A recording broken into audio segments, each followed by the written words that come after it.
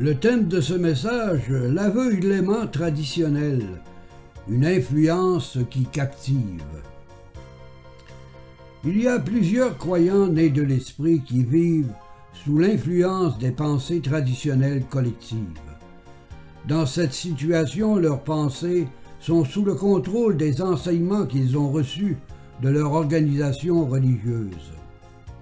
De surcroît, dans une telle situation, il est évident qu'une force extérieure commande leurs pensées. Et parfois, il est impossible pour un croyant d'admettre la vérité de la parole de Dieu. Il arrive souvent qu'un croyant peut voir clairement par le Saint-Esprit et la parole de Dieu qu'il y a des faussetés concernant certaines doctrines bibliques qui sont enseignées au sein de leur organisation religieuse. Mais l'aveuglement collectif des membres de son organisation religieuse l'empêche de dévoiler les faux enseignements que le Saint-Esprit lui a montrés par la parole de Dieu. Malheureusement, dans une telle situation, souvent la pensée collective l'emporte sur la vérité de la parole de Dieu. C'est ainsi que les pensées traditionnelles sont transmises d'une génération à une autre et que ces organisations religieuses deviennent des pièges où plusieurs croyants nés de l'esprit sont devenus des captifs de fausseté biblique par l'aveuglement des pensées traditionnelles non scripturaires. Dans ce message, je vais vous montrer des situations d'aveuglement volontaire de la part de certains croyants sauvés qui s'opposent à la vérité de la parole de Dieu, et ce pour défendre les faux enseignements de leur organisation religieuse traditionnelle. De nos jours, il est plus en plus difficile de faire réaliser à un croyant traditionnel que certaines de ses pensées ne sont pas en conformité avec plusieurs doctrines bibliques. C'est un fait qu'il ne faut pas ignorer. Plusieurs croyants vraiment nés de l'esprit sont parfaitement conscients qu'il y a dans leur organisation religieuse et traditionnelle de faux enseignements. De plus, ils sont témoins qu'il y a un manque d'amour fraternel, de charité chrétienne, un manque de liberté d'expression, en plus d'être dirigés par d'habiles tireurs de ficelles qui aiment à tout contrôler et à recevoir la gloire de leurs adeptes. Personne n'ose dévoiler tout ce qui se passe par crainte d'être mis dehors et de passer pour des rebelles à ne pas fréquenter. Je vais vous dire une chose qui est digne d'être reçue de votre part. Sachez que si le Saint-Esprit vous montre clairement par la parole de Dieu les faux enseignements bibliques de votre organisation religieuse, si vous êtes témoin de discrimination, de favoritisme, d'un manque d'amour fraternel, d'un manque de charité envers ceux et celles qui sont dans le besoin, également de voir des fidèles manquer de quelque chose, ça devrait vous toucher fortement. Une telle pensée, et de rester dans une telle pensée plutôt, c'est de rester dans l'aveuglement du diable et dans la captivité traditionnelle. Croyez-vous que Dieu, notre Père, soit au milieu de ceux et celles qui transgressent sa parole, qui enseignent des faussetés bibliques et qui vivent dans un manque d'amour fraternel, de charité envers les frères et les sœurs dans le besoin, et où il y a des divisions? Il est évident que dans une telle organisation religieuse, il est impossible pour un véritable chrétien né de l'esprit de vivre en paix. À plus forte raison si le Saint-Esprit lui fait voir tout ce qui se passe au sein de son organisation religieuse traditionnelle. Écoutez bien ce que déclare la deuxième épître de Jean au chapitre 2 et les versets 9 à 11, où il est écrit « Quiconque va plus loin et ne demeure pas dans la doctrine de Christ n'a point Dieu. Celui qui demeure dans cette doctrine a le Père et le Fils. » Et le verset 10 ajoute « Si quelqu'un vient à vous et n'apporte pas cette doctrine, ne le recevez pas dans votre maison et ne lui dites pas salut. Et en terminant, le verset 11 nous dit « Car celui qui lui dit salut participe à ses mauvaises œuvres. » Sachez que la doctrine de Christ se résume en ces mots. C'est l'ensemble de sa parole de vérité. Donc, si une organisation chrétienne se réclame de Christ, celle-ci doit garder la parole dans toute sa vérité révélée. De fait, garder la parole de Christ, c'est une preuve de notre amour pour lui. Car il est écrit en Jean chapitre 14 et le verset 23, Jésus lui répondit, « Si quelqu'un m'aime, il gardera ma parole, et mon Père l'aimera, et nous viendrons à lui, et nous ferons notre demeure chez lui. » Croyez-vous que Dieu peut être au milieu de ceux et celles qui transgressent sa parole au profit de la tradition? Croyez-vous que le fait de demeurer dans une organisation traditionnelle et de cacher volontairement leur fausseté biblique, que cela fait de vous un croyant sincère et fidèle à la volonté de Dieu à votre égard? Voici une première situation d'aveuglement traditionnel. Pensez à ces organisations religieuses qui appellent leur bâtiment Église. La majorité de ceux et celles qui fréquentent de telles organisations confessent qu'il y a une seule Église, corps de Jésus-Christ, ce qui est vrai. Ce qui est malheureux, c'est que ces croyants ne réalisent pas que les dénominations ont formé des églises indépendantes les unes des autres, en plus d'appeler leur bâtiment Église.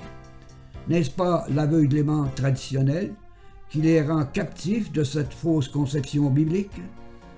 Ces croyants sont tellement attachés à leur manière de penser traditionnelle qu'ils oublient qu'il est écrit dans les Actes des Apôtres au chapitre 17 et le verset 24, « Le Dieu qui a fait le monde et tout ce qui s'y trouve, étant le Seigneur du ciel et de la terre, n'habite point des temples faits de mains d'hommes. » Ces croyants traditionnels sont tellement captifs de leur pensée traditionnelle qu'ils ne peuvent pas réaliser que le fait d'appeler un bâtiment Église, c'est de transgresser la vérité de la parole de Dieu. De fait, ils sont conscients que l'Église, c'est l'unité des saints en l'Esprit de Christ, qui ont été sauvés par la grâce et dont le Christ en est le seul chef.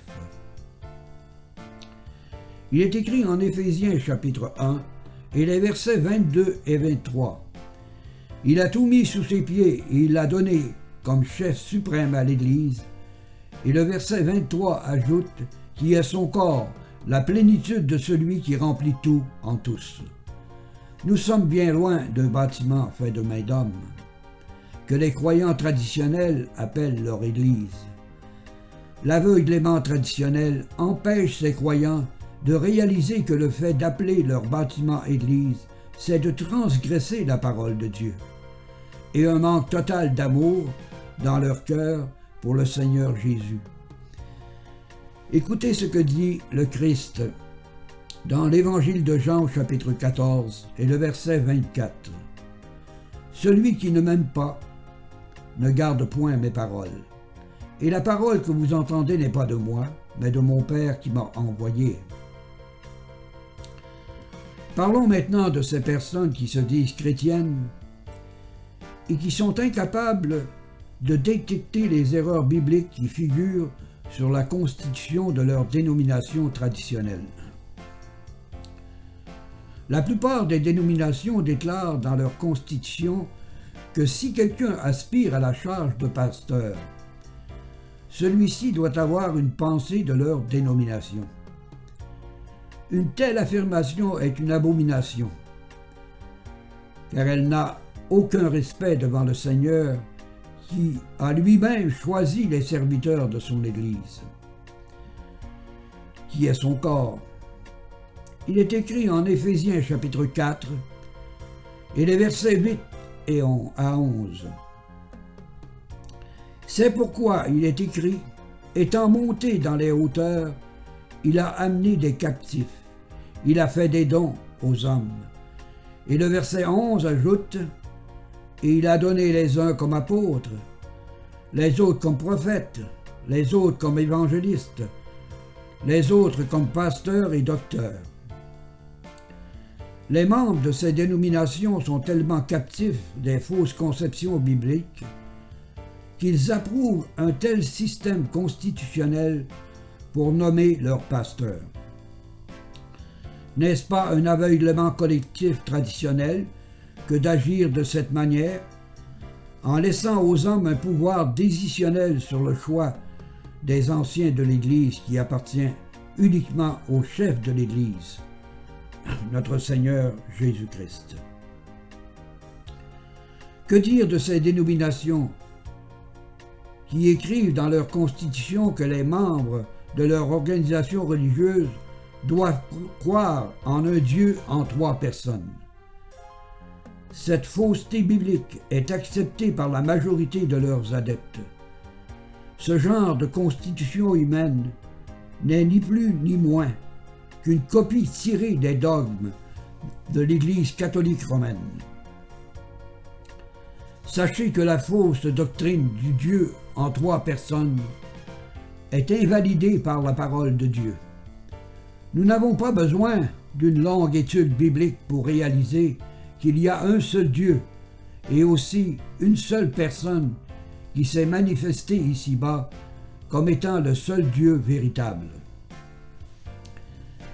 Il est écrit en 1 Jean chapitre 5 et le verset 20 « Nous savons aussi que le Fils de Dieu est venu et qu'il nous a donné l'intelligence pour connaître le véritable, et nous sommes dans le véritable en son Fils Jésus-Christ. C'est lui le Dieu véritable et la vie éternelle. » Dans ce passage, il est évident que la personne de Jésus-Christ est le Dieu véritable et qu'il est aussi l'éternel Dieu ayant en lui la vie éternelle que Dieu seul possède. Écoutez ce que déclare le livre d'Ésaïe au chapitre 43 et le verset 11. « C'est moi, moi qui suis l'Éternel, et à part moi, il n'y a point de sauveur. » Nous savons tous que le Sauveur, c'est notre Seigneur Jésus-Christ, et que l'Éternel Dieu déclare qu'à part lui, il n'y a point de sauveur. Il est donc évident que l'Éternel Dieu des Saintes Écritures s'est révélé aux hommes en une seule personne, celle de notre Seigneur Jésus-Christ. De plus, tous ceux et celles qui fréquentent une dénomination et qui déclarent croire en un Dieu en 3 personnes savent aussi que Dieu, dans sa nature divine, est esprit. Car il est écrit en Jean chapitre 4 et verset 24, « Dieu est esprit, et il faut que ceux qui l'adorent en esprit et en vérité. » La parole de Dieu nous dit ouvertement qui est l'esprit, qui est Dieu. En 2 Corinthiens chapitre 3, verset 17, où il est écrit « Or le Seigneur c'est l'Esprit, et là où est l'Esprit du Seigneur, là est la liberté. » Comme vous le constatez clairement par la parole de Dieu, le Seigneur Jésus est aussi l'Esprit de Dieu. Donc une seule et même personne est Dieu, et une seule et même personne est l'Esprit. Écoutez ce que dit Jésus-Christ à Philippe, qui croyait que le Père était une autre personne que celle du Seigneur Jésus, comme les adeptes des dénominations religieuses le croient de nos jours aussi. En Jean chapitre 14 et les versets 8 et 9, il est écrit « Philippe lui dit, Seigneur, montre-nous le Père et cela nous suffit. » Et le verset 9 ajoute, Jésus lui dit, « Il y a si longtemps que je suis avec vous, et tu ne m'as pas connu. Philippe, celui qui m'a vu, a vu le Père. Comment dis-tu, montre-nous le Père? » Il est évident que le Seigneur Jésus ne pouvait pas montrer à Philippe une autre personne que lui-même, car le Père et le Fils sont une seule et même personne. D'ailleurs, le Seigneur confirme ce fait en Jean chapitre 10 et le verset 30, où il nous dit « Moi et le Père, nous sommes un ». Comme nous l'avons vu par la parole de Dieu, l'Éternel est le seul Sauveur. Et le Sauveur, c'est Jésus-Christ, donc une seule personne. Nous avons vu aussi que l'Esprit est Dieu, et que l'Esprit, c'est le Seigneur Jésus, donc une seule personne. Nous avons vu aussi que le Père et le Fils sont une seule et même personne. Il est donc plus qu'évident que la parole de Dieu invalide carrément la fausse doctrine du Dieu en trois personnes.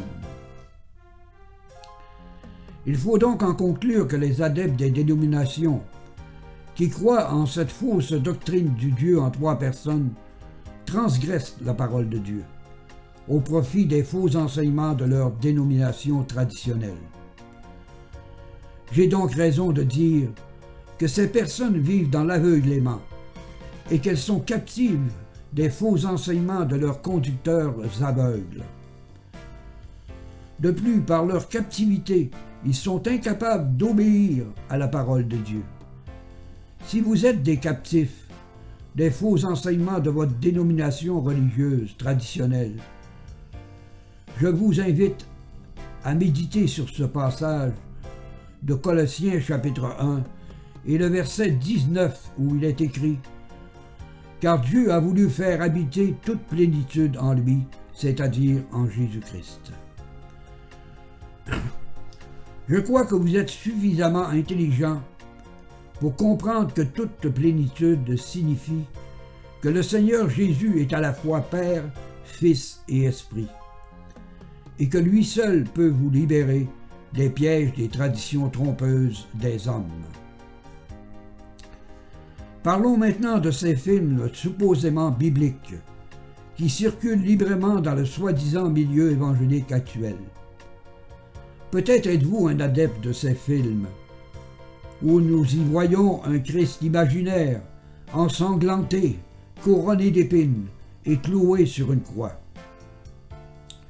Vous qui écoutez ce message et qui confessez être chrétien et chrétienne, croyez-vous que Dieu est en accord avec ce genre de film? Croyez-vous que le Père éternel soit en accord qu'un homme pécheur incarne le rôle de son Fils bien-aimé, qui était sans péché? Croyez-vous que la parole de Dieu nous enseigne que nous devons admirer un homme pécheur incarnant le rôle de notre Seigneur Jésus-Christ? Nous savons tous que la majorité des adeptes des dénominations religieuses du soi-disant milieu évangélique actuel sont de fervents amateurs de ces films supposément bibliques. Vous recherchez au travers de ces films des émotions humaines, des frissons à fleur de peau, parce que vous êtes toujours charnels et non des enfants de lumière, marchant en l'esprit de Christ. Vous avez oublié que le véritable Dieu est ressuscité et qu'aucun homme ne peut représenter le visage 3 fois saint de notre Seigneur Jésus-Christ. Il est écrit en 2 Corinthiens chapitre 5 et verset 16 « Ainsi, dès maintenant, nous ne connaissons personne selon la chair. Et si nous avons connu le Christ selon la chair, maintenant nous ne le connaissons plus de cette manière. » Certes, les apôtres, les disciples du temps où Jésus-Christ prêchait la parole de son Père, ont vu le visage du Seigneur Jésus.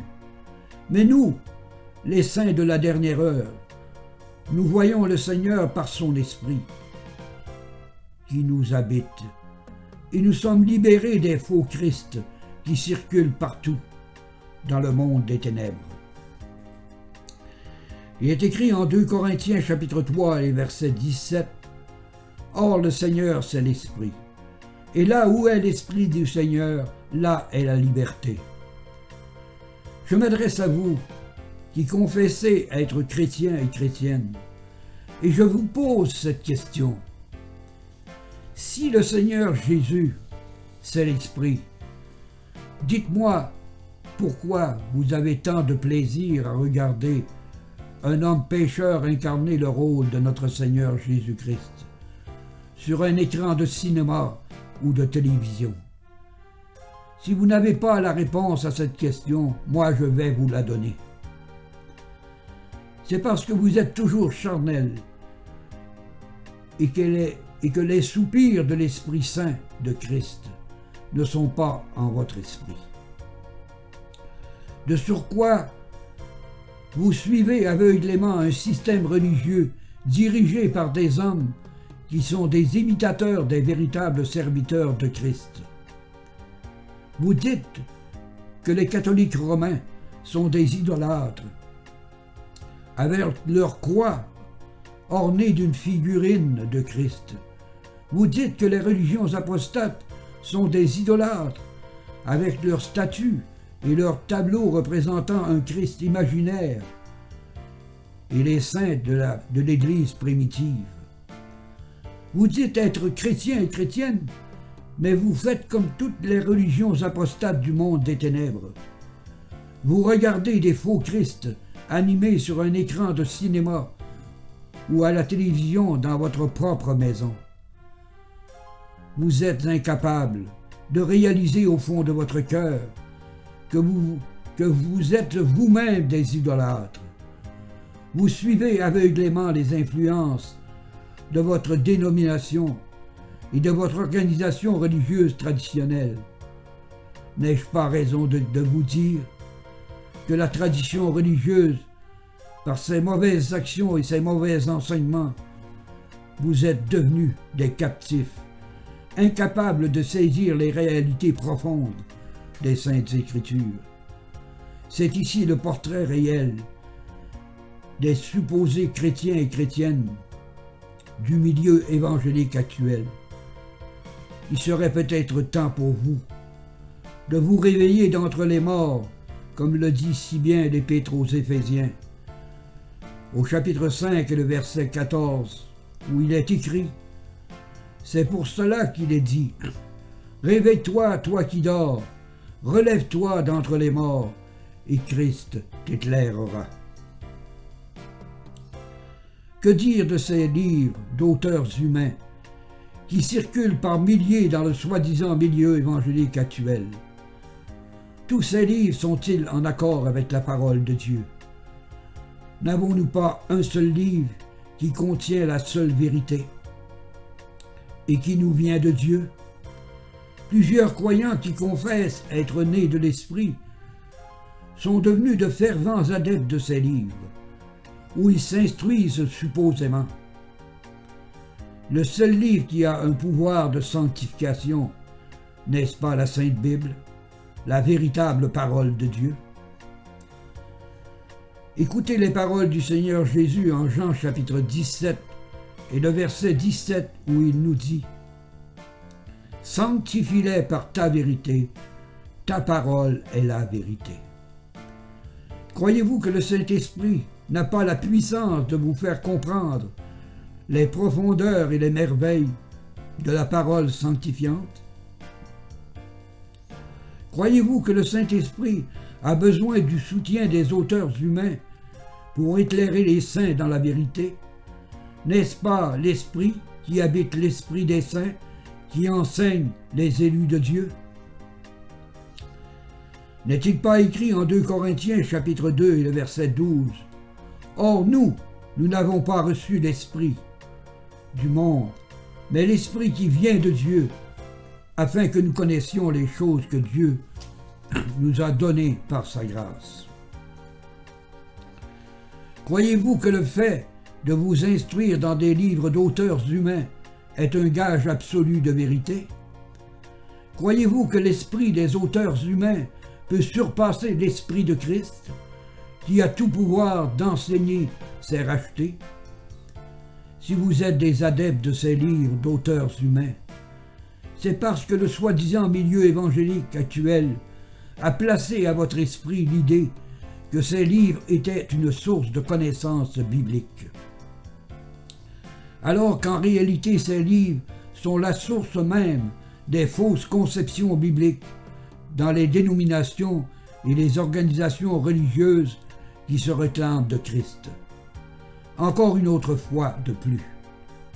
N'ai-je pas raison de dire que vous êtes dans l'aveuglement traditionnel et captif de fausses conceptions bibliques qui influencent votre esprit à un tel point que vous n'êtes plus capable de discerner la vérité de la parole de Dieu des faussetés de la tradition religieuse des hommes trompeurs.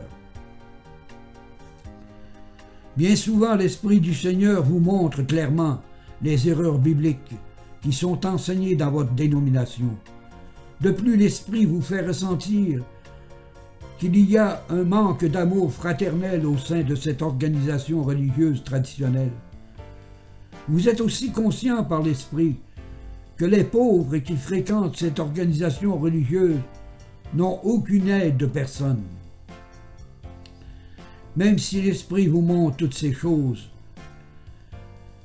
vous êtes incapable en tant que chrétien de comprendre la volonté de Dieu à votre égard. Même si l'Esprit vous montre toutes ces choses, vous restez silencieux, de peur d'être rejeté. Vous demeurez quand même dans ce lieu où la parole de Dieu est transgressée au profit de la tradition religieuse des hommes. Le plus malheureux dans toute cette histoire, c'est que plusieurs croyants nés de l'Esprit se sont laissés aveugler par les faux conducteurs spirituels de ces organisations traditionnelles religieuses qui ont fait des brebis de Christ leur proie. Souvenez-vous qu'il est écrit dans le livre prophétique d'Ézéchiel, au chapitre 34 et le verset 10. Ainsi parle le Seigneur l'Éternel. Voici j'en veux aux pasteurs. Je reprendrai mes brebis d'entre leurs mains. Je ne laisserai plus paître mes brebis. Ils ne se paîtront point eux-mêmes. Je délivrerai mes brebis de leur bouche. Ils ne seront plus pour eux une proie. Cette prophétie d'Ézéchiel est bel et bien pour les croyants sauvés d'aujourd'hui, qui sont sous l'emprise de loups cruels, qui se sont glissés à la tête des dénominations et des organisations traditionnelles religieuses qui se réclament de Christ. D'ailleurs, l'apôtre Paul, sous l'inspiration du Saint-Esprit, confirme hors de tout doute l'existence de ces loups cruels parmi les véritables saints en Jésus-Christ. Dans les Actes au chapitre 20 et les versets 29 et 30 où il est écrit « Je sais qu'il s'introduira parmi vous après mon départ des loups cruels qui n'épargneront pas le troupeau. » Le verset 30 ajoute « Et qu'il s'élèvera du milieu de vous des hommes qui enseigneront des choses pernicieuses pour entraîner les disciples après eux. » Ces deux prophéties d'Ézéchiel et de l'apôtre Paul devraient faire réfléchir les croyants sauvés, qui sont encore attachés à de telles dénominations et organisations religieuses traditionnelles.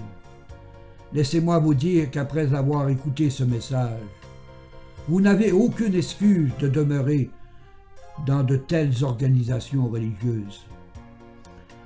Il vaut mieux pour vous d'écouter l'Esprit de Christ, qui vous demande de sortir de ce milieu et de vous laisser conduire par le Maître et Seigneur de votre vie, notre Seigneur Jésus-Christ.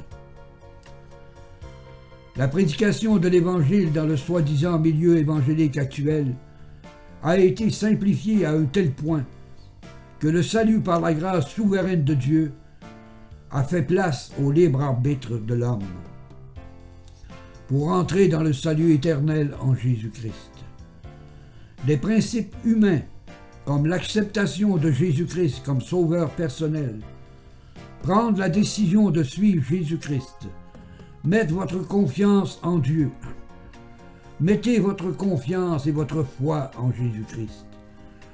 Comment l'homme, avant d'être né de l'Esprit, pourrait-il avoir la foi? C'est une chose impossible.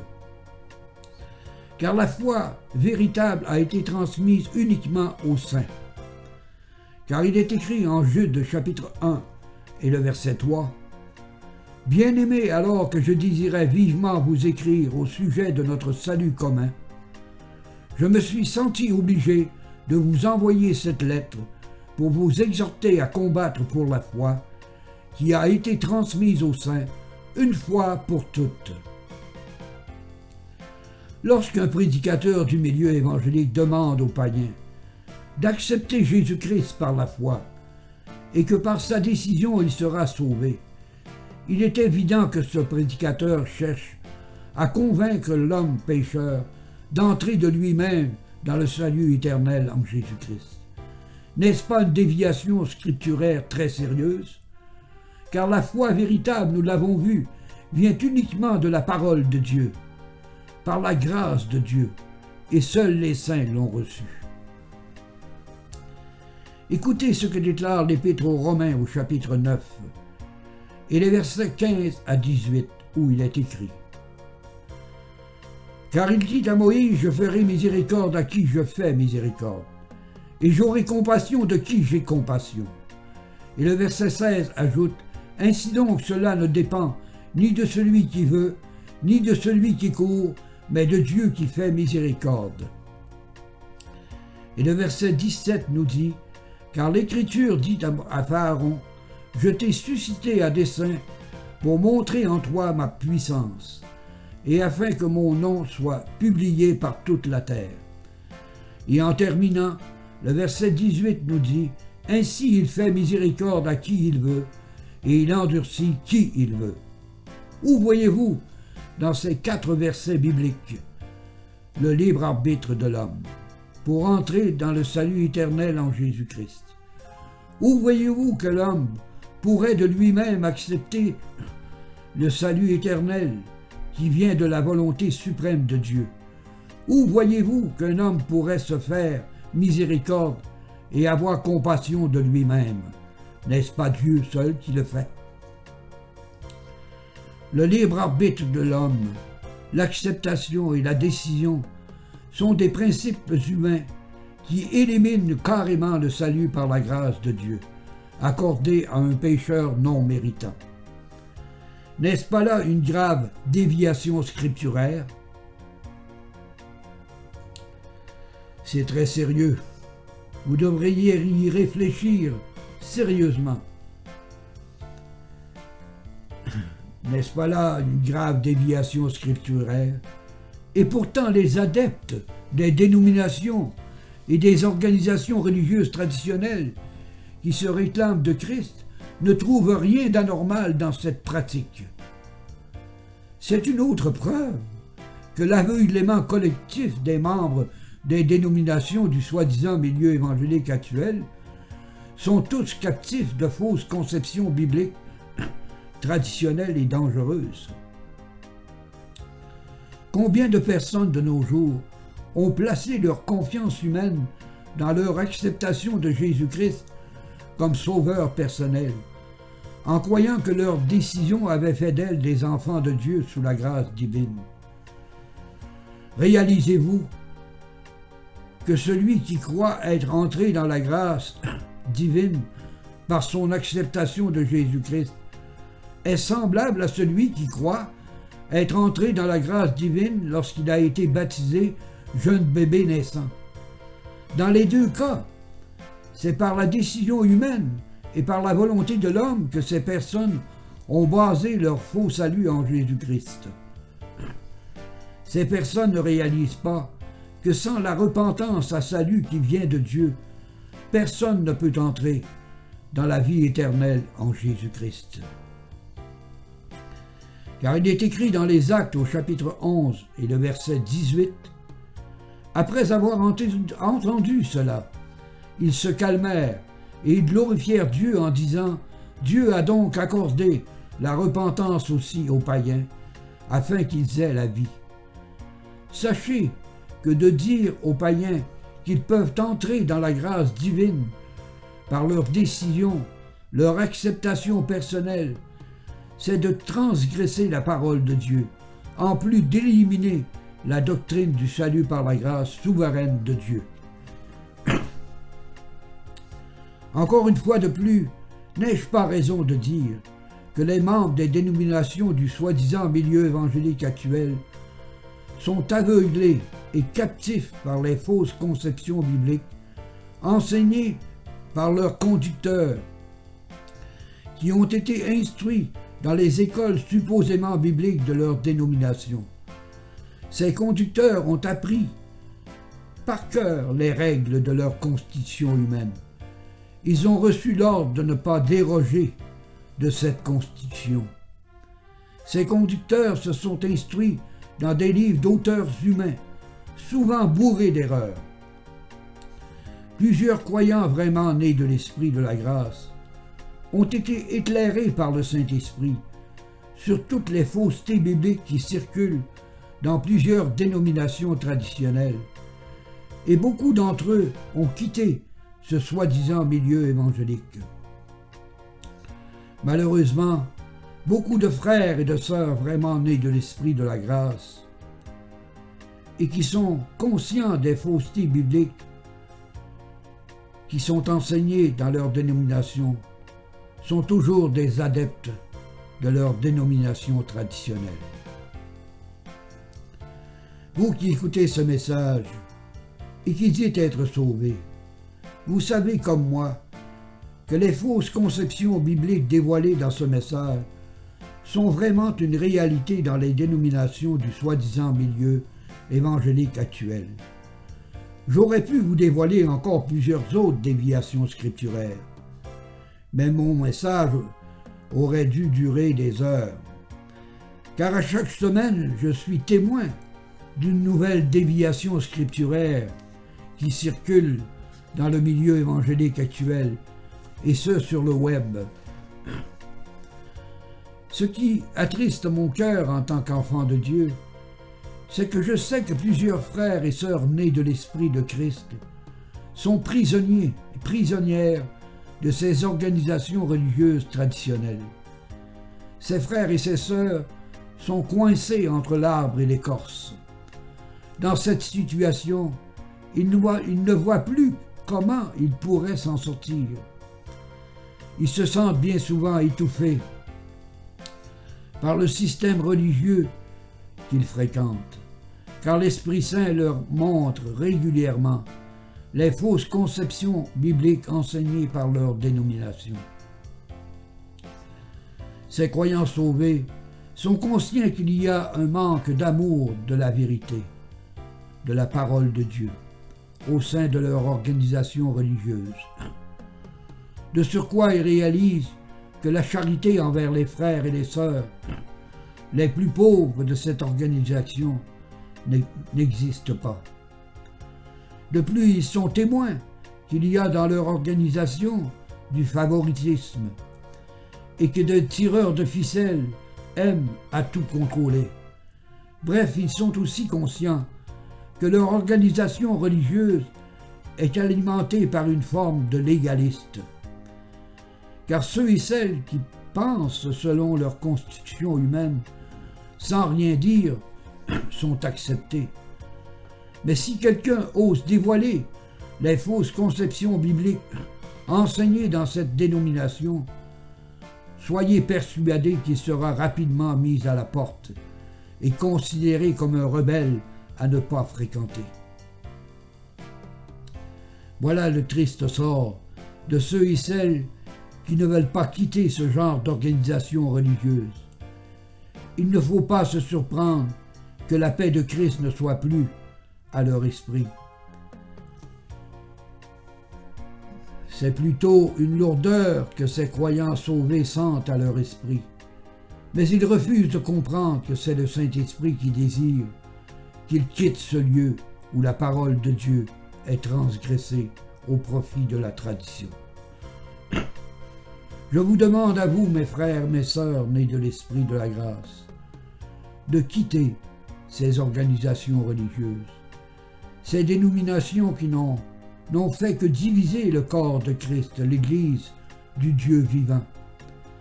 Sachez que dans ce court message, l'Esprit du Seigneur m'a permis de vous dévoiler 9 transgressions de la parole de Dieu.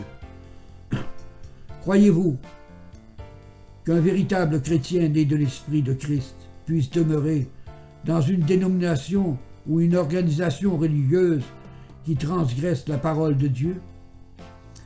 Écoutez ce que déclare le Seigneur Jésus dans l'Évangile de Jean, au chapitre 14, et le verset 23, où il nous dit « Jésus lui répondit, « Si quelqu'un m'aime, il gardera ma parole. Et mon Père l'aimera, nous viendrons à lui, et nous ferons notre demeure chez lui. » Vous savez comme moi que l'amour de Dieu consiste à garder sa parole. Je sais que cela peut vous paraître difficile de quitter ce genre d'organisation traditionnelle, mais dites-vous bien que c'est le Saint-Esprit qui vous a montré tout ce qui se passe dans ce milieu soi-disant évangélique, qui est devenu une porte toute grande ouverte à l'œcuménisme de la fin des temps. Et ce par la tromperie des hommes religieux, déguisés en vêtements de brebis. Si votre désir est d'obéir à l'Esprit de Dieu, vous n'avez pas d'autre choix que de quitter ce genre d'organisation traditionnelle. Vous avez certainement autour de vous des frères et des sœurs nés de l'Esprit, qui sont conscients comme vous des faussetés bibliques de votre organisation religieuse. Rassemblez-vous ensemble dans l'une de vos demeures et soyez persuadés que l'Esprit de Christ sera au milieu de vous. Priez ensemble et demandez à votre Père de choisir parmi vous un frère qui a suffisamment de connaissances bibliques pour présider l'Assemblée du Seigneur. Évidemment, ce frère devra remplir les exigences de la parole de Dieu, signalées dans la première épître à Timothée, au chapitre 3, et les versets 1 à 7. Si personne d'entre vous n'aspire à la vocation d'ancien au sein de l'Assemblée du Seigneur, continuez de vous réunir ensemble, car votre Père saura vous conduire par son Esprit. Priez le Seigneur d'un cœur pur, et soyez purifiés de vos péchés dans le sang précieux de Christ. Chantez les louanges de votre Dieu Sauveur, qui est en vous et au milieu de vous. Lisez des passages bibliques et partagez entre frères et sœurs tout ce que le Saint-Esprit vous a révélé.